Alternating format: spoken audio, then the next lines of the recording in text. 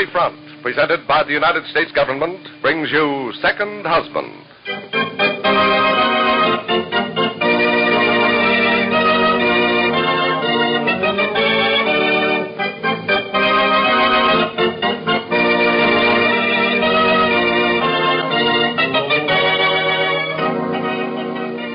The Columbia Broadcasting System, in cooperation with the United States government, has the pleasure of bringing its listeners a new series of programs, a different kind of series. During these programs, the people many of us know and love, people we meet every day on the radio, have volunteered their services to the government. And they're going to visit here at the same time each weekday on the Victory Front. Now, speaking for the United States government, here is Carl Van Doren. Second Husband is featured on this week's presentation of the Victory Front. Among the people known to millions of Americans, loved and admired by them, are those who meet every day in the story of Second Husband. Brenda Cummings and her friends have been doing all they can on the home front to help our boys on the fighting fronts. Faced with the same intimate problems you face every day, they understand that we cannot win the war or the peace unless we understand what we are fighting for, unless we understand that we must know and have faith in our allies, unless we understand that we must remain united to win. And now, Second Husband.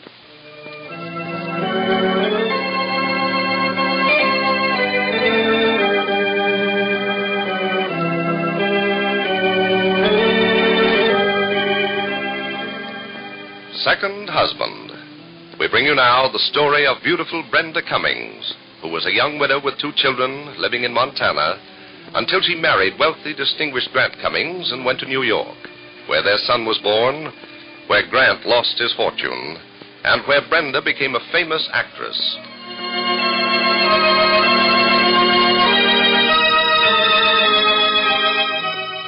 But now, Brenda's life and Grant's are profoundly changed by the war. On dimly lit Broadway, Brenda is starring in a successful New York play, and Grant is now Lieutenant Commander Cummings aboard a submarine somewhere in the dark waters of the Atlantic. As millions of others, these two who love each other are separated. Tonight, Brenda is in her theater dressing room, and with her is her loved old guardian, Ben Porter. It's Christmas Eve. Christmas Eve, 1942. Brenda's lovely face is reflected in the mirror, but Ben is leaning toward her anxiously as she says, Ben, 15 minutes before the curtain goes up, and it means so much to me to be at my best tonight. Oh, Brenda, gal, I've never known you not to play your best. Yes, but tonight is Christmas Eve, Ben. Christmas Eve. Oh, I'm not worthy of Grant if I can't be as brave as a wife should be when her husband is not with her for Christmas. Oh, honey, you're doing just fine. Oh, no. No, I'm not, Ben. Grant's on a submarine. He's out on the cold, bitter, deadly Atlantic.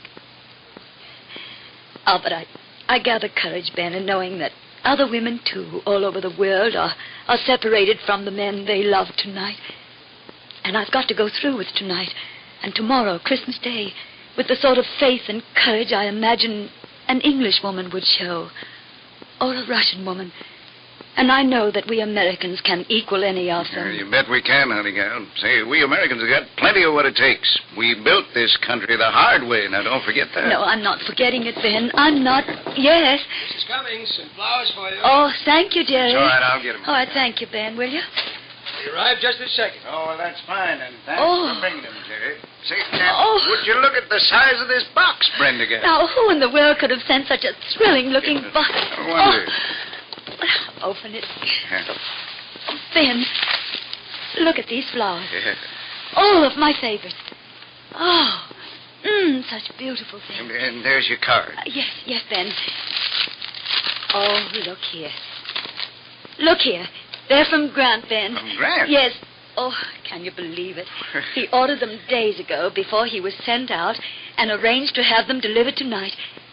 He says here, darling, this is Christmas love from Grant. Oh, you see, he was thinking of you getting them tonight. Oh, look here. Here's a war bond tucked beside them as a gift. Oh, that sweet, wonderful, darling. Why, Ginger, it sure is a war bond. How could I let a husband like this down, Ben? How could But I? you've never let him down, honey. But I've got to think tonight of all things that we've got to thank God for. Grant always said to me, don't think of me out there in a submarine alone, Brenda. There are quite a few lads just like me, only knowing a lot more right there with me. And in the Atlantic, remember, there's always the good old British Navy right in there with us. Now, ain't that just like Grant? Always. Of course, honey, one of the finest things in this war now seems to me is having the British as our allies. Fighting side by side with us. Why, Ben, You know? you're saying Honey, that... I'll be honest. Now, I never understood them British because I didn't know much about them until the war started. Now I know that the Englishmen who won the Battle of Britain from Mr. Hitler, who held the Germans at bay alone for over a year, are among the greatest fighting men the world has ever known. Oh, Ben, you know who I was just thinking of? Who?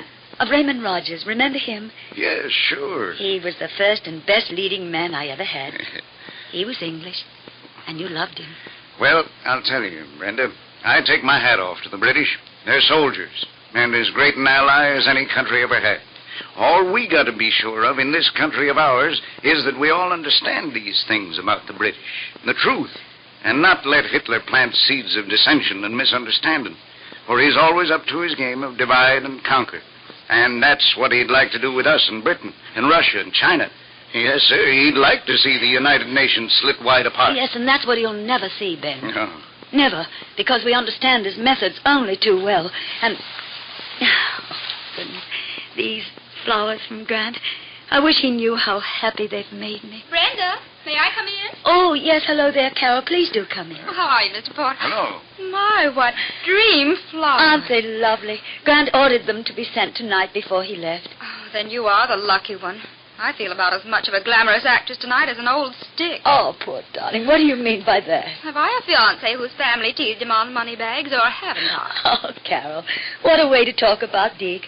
One of Uncle Sam's most handsome young first lieutenants. You say, where is Lieutenant Walters now, Carol? Oh, overseas somewhere. I don't know. I haven't heard a word, not one from Deke.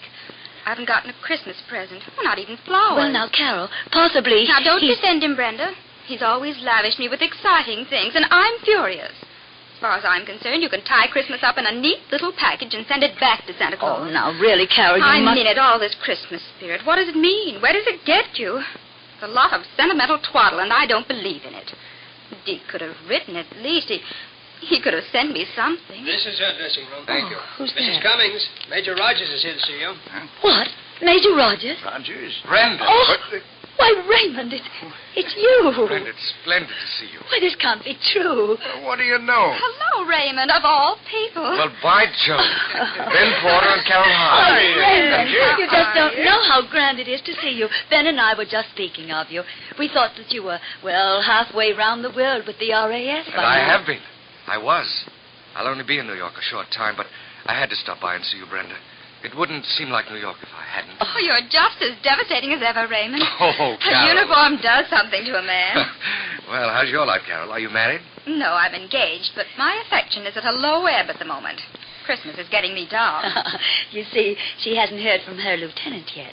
And she's in very low spirits tonight, Raymond. And I was just about to tell her when you walked in that this Christmas Eve, above all others, is no time to be downhearted. Right you are, Brenda. Oh, how wonderful this is. You and Ben and Carol and I in a dressing room talking before a performance. And Raymond, for the sake of old times, you and Carol must come home with Ben and me tonight. Will you? And make it a real Christmas Eve? Oh, I'd love to, Brenda. It'll be a lifesaver for me. Good. I'd like to enormously, Brenda, but the thing is... What's that, Raymond? I've a friend with me, a Russian officer. Oh, but we'd love to have him, too. Of course, he must come. Well, then, thank you very much. I know Major Chubukov will enjoy a Christmas Eve in your home as much as I shall. Fine. Then it's settled. And we'll all meet after the performance and go home.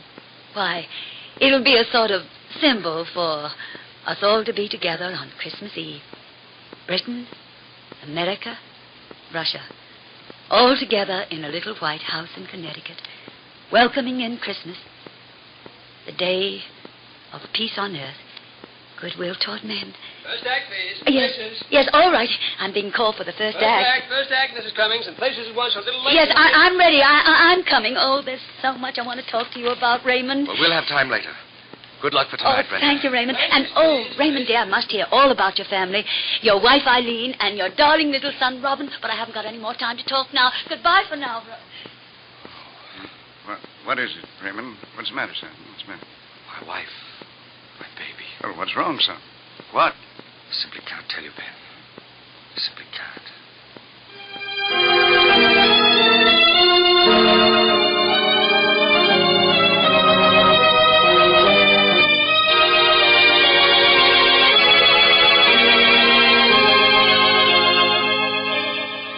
A silence in the room.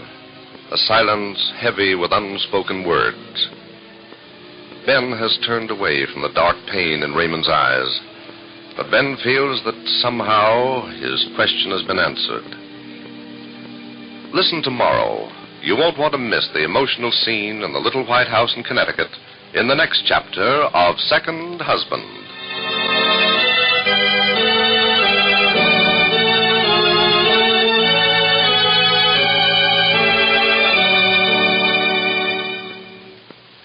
Now, once again, speaking for the United States government, here is Carl Van Doren. The United Nations are in existence for a great deal more than the waging of the war. Their peoples must also work together in the peace ahead so as to build a better world based upon mutual consideration, understanding, and the essential freedoms. The United Nations came to being January 1st, 1942, when 28 countries signed the now famous Declaration by United Nations. In that declaration, the United Nations subscribed to the common program of purposes and principles embodied in the Atlantic Charter. The Atlantic Charter is worldwide in scope. It applies to India and China and Russia and Burma and Africa and Europe and all the Americas. The free world the United Nations are fighting for includes the 4 freedoms for everyone, regardless of race, color, or creed. The war has taught us that an attack on liberty anywhere in the world is an attack on liberty everywhere in the world. The war has taught us that what happens to a people anywhere in the world affects people everywhere in the world. That's why we must remain united. We must be united to win both the war and our peace. We must be united to build the new free world of the 4 freedoms, where there can be freedom from want and fear, freedom of religion and speech for everyone, everywhere.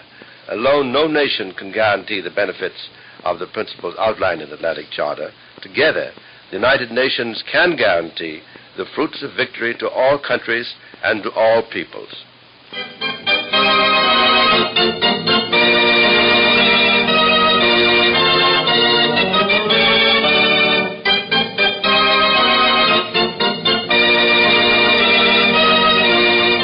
You have heard the first episode of Second Husband, brought to you on the Victory Front, a new series of special programs in which the people you love in popular daytime programs are visiting you on behalf of your government. The United States government wishes to thank all who are donating their talents to score one more blow for victory, including members of the American Federation of Radio Artists. Listen tomorrow at this time for episode number 2 of Second Husband in this story about the United Nations on the Victory Front.